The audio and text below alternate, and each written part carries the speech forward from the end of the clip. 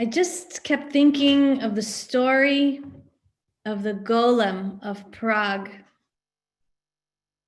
See, in that story, the Maharal of Prague created a large living creature out of clay, and he animated it with the Kabbalistic name of God. It was a mindless brute, called it a golem.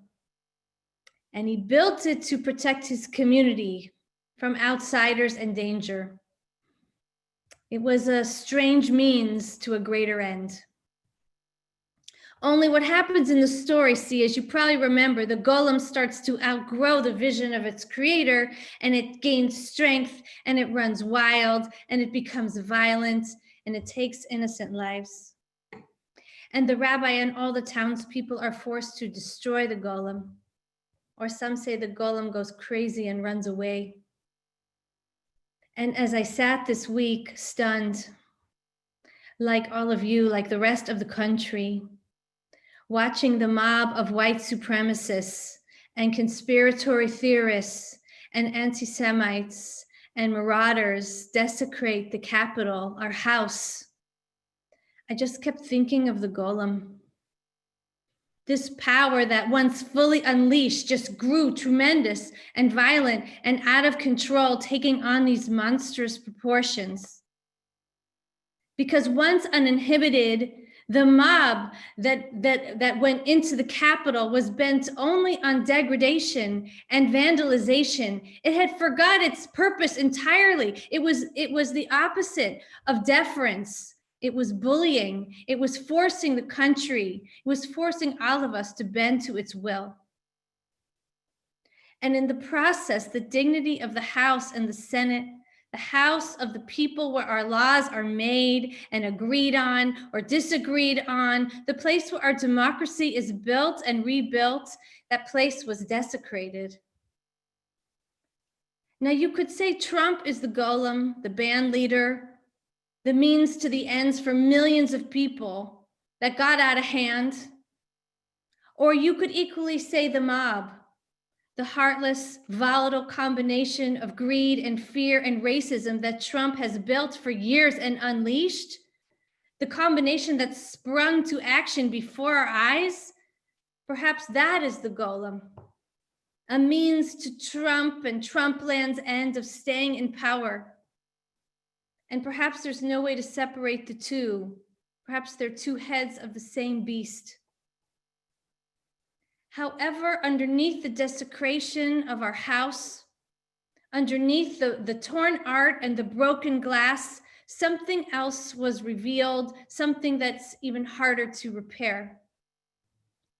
Underneath the symbolic destruction, behind the people smoking in the hallways, putting their feet up on the desks of the officials and vandalizing the walls, there was an absence, a resounding absence of any kind of moral aspiration. There was a vacuum of moral authority. See, in this senseless attack, no policies were requested. There were no banners with protest because this mob, this golem, had nothing to ask for, nothing to even say. They weren't making a moral argument. There was no moral argument to be made because they weren't even trying to capture moral high ground. Rather, the message for those few hours, the message of Trump's presidency was that the project of seeking to build a common morality itself, that project, according to the Trump presidency, is useless, pathetic, and sad. The message is that only power rules, and that's what we felt in the mob going into the Capitol. Only power rules. And while no rabbi, no one I know personally contributed to single-handedly making this golem, chas v'shalom, I am, like you, uncomfortably familiar with how we got here. After all, we've been watching the story unfold for years. This is the world that Trump has unleashed in full view, an amoral world that has been cajoled and coaxed to the surface ever since Trump slandered President Obama years ago. Those who thought we could accrue economic advantage without also feeding the golem. Those of us who thought we could separate our vote from a populist movement, from white golem supremacy. Those of us who rode the back of the golem for the thrill of the ride, for the clicks, for the votes. Those who shook hands with the golem in order to get a quick embassy moved and Israeli territory signed over. We were deluding ourselves that tolerating moral corrosion, that tolerating the cruelty was somehow an okay bargain. And those of us who got worn down or who just normalized it or who tried to ignore it for the prestige, for the business relationships, so we wouldn't rattle things, so we could just get on with our lives. All of us now have to admit we unwittingly fed the golem in its nascent and invisible and semi-visible and very visible forms. If we are shaken now, it is because we know that the golem rode in on our collective inability to destroy it before it was too late. Because we Jews know better. We know from our own history. Once moral aspiration, once a country stops seeking and demanding moral aspiration, a pursuit of common righteousness, violence is never far behind. Pharaoh was not a great listener. In fact, in this week's Parashat Shemot, for the whole beginning of the story, Pharaoh doesn't even talk one-on-one with anyone. He speaks only in pronouncements to the collective.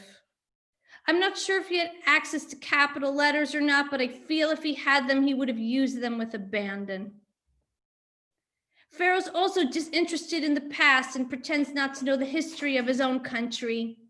So it's not surprising when he starts a baseless conspiracy theory against the Hebrews, saying that one day we will rise up and fight against the Egyptians. Not surprising he turns the world into us versus them. No one stops him. But you notice that about 15 verses in, Pharaoh lowers himself to have his first direct conversation with two midwives, Shifra and Pua, because he needs them. He needs to command the midwives to kill Hebrew baby boys, he says, based on his conspiracy theories. They're going to rise up someday against him. But see, the Midrash tells another story, that Pharaoh had learned from his magicians that one day a Hebrew baby would take his place. So it seems his brutality is only and completely because Pharaoh himself is afraid of losing his own power. That's all he cares about. It has nothing to do with his people or a future war or conspiracy theory. The Midrash even points out that Pharaoh is so paranoid and so afraid, he commands all the Egyptians to throw their babies in the river. Everyone. There's no stopping it. See, without moral aspiration, without a moral framework, everyone is quickly expendable, and the possibility of violence is never far away. Then, after Pharaoh tells the midwives to kill the baby boys, and they don't, because they have a fear and awe of God, a God greater than Pharaoh, Pharaoh asks, and I want you to pay attention, he asks, Madua asiten hadavar hazeh?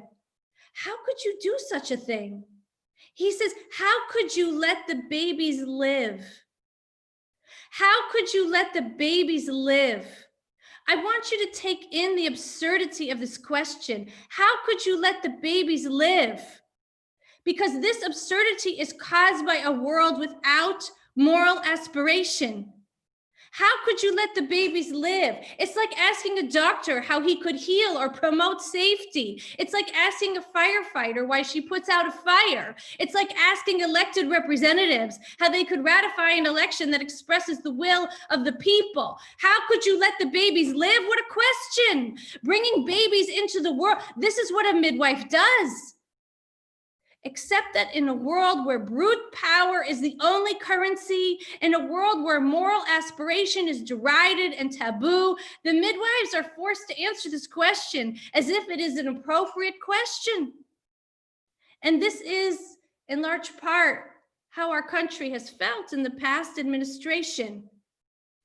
We are forced to answer absurd questions as if they are appropriate. And you know, the pressure Pharaoh puts on the midwives to participate in his plan, it's substantial. Midrash says he offers them power and positions and status. Apparently, he even tries to seduce them. One Midrash even says Pharaoh threatens to set the midwives on fire. But there is one thing Pharaoh does not do. He never appeals to the moral sense of the midwives. He never tries to make the case that he is doing the right thing, only that he has the power to get away with doing what he wants. And so, because the midwives are in awe and fear of God, none of his pressure works. None of his bullying matches their awe of God, their innate moral language, which they are somehow able to keep and sustain regardless of what he throws at them. And so there is nothing Pharaoh can do. Make no mistake, because the midwives refuse to live fully in the absurdity of the moral vacuum Pharaoh has created, Moses is born and lives. See, the minute a moral universe is created and even partially sustained, redemption follows close behind. In spite of all Trump and the Golem mob have done, on the very same day, practically the very same moment, there was also a new baby born in Georgia. Or maybe I should say twins were born, twin senators. We could say much about them.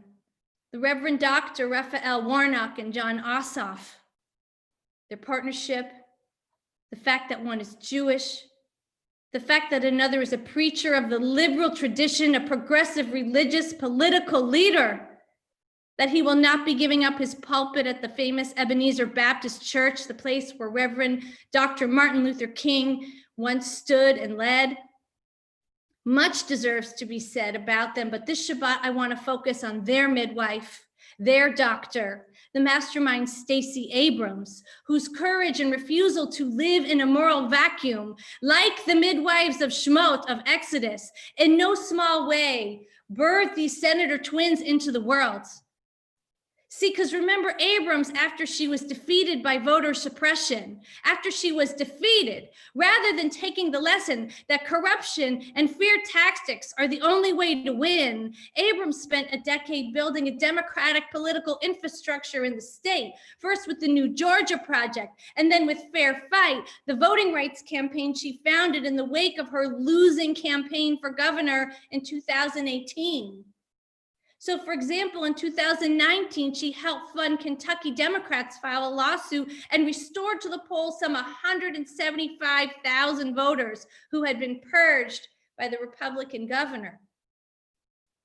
But importantly,